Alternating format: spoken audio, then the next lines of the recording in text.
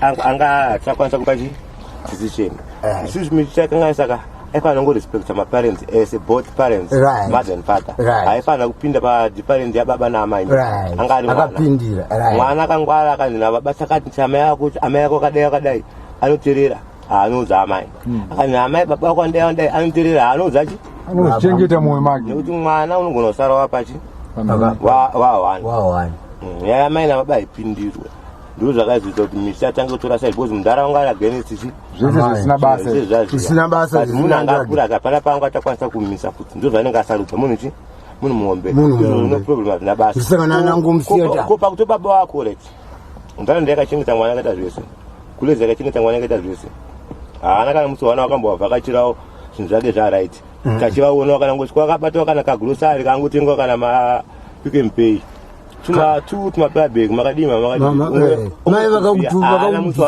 vakakubvisa munepi nefemu yese step mother yake mukadzi wangu inini haana mbobvera tingiro kana siri pasi na mishi ndiwa mai chaiyo mukona mafotozesa ndimai vacho vaitiorisa my wife wandinaye right now chido chaiva nacho mukadzi chakanditisa kuti ndirambe ndinaye kusvikana nhasi akuti mukadzi anogona kuchengetera mwana asiri wake zvekudai mina ndinyatsogara naye zvakanaka animo nhasi unoyu akuda kuti maimishi tivakumbire regiresi variwo vakanditadzira mundara ndakatadzirwa ka mutotozviona ndakatadzirwa haisi joku kamundara kusirwa mwana this age nchikudza ndega ka vanga wasipo apa pataita zvisezvi tichiendesa uchiko kucreshi vanga wasipo mai apa but nhasi nini nditoita ningi kura nemasteji kura mwana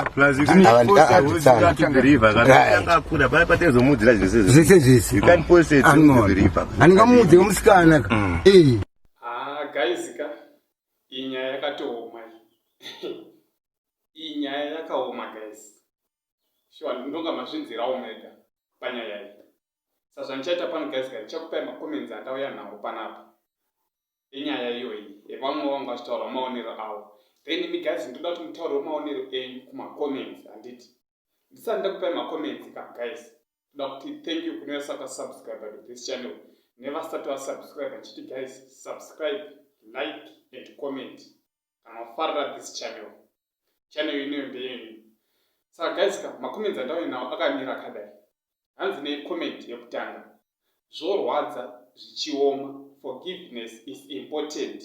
You can never change the past, but what he needs is to make peace with it. No comment yekutanga. H2 comment zvikanzi mudhara tazvinzwa, can please let Moyana's board rest.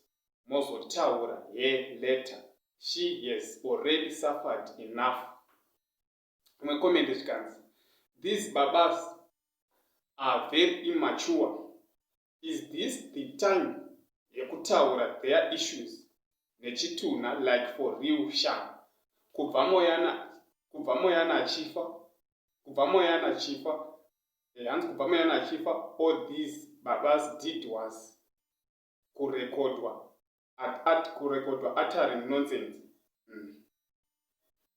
Imwe comment zvikanzi since Baba is yet could he is not recognized as a parent, amai ngavangozvininipisa vangope the father respect mwana avigwe ko vanobvei because pakaipa guys up to now asati avigwa.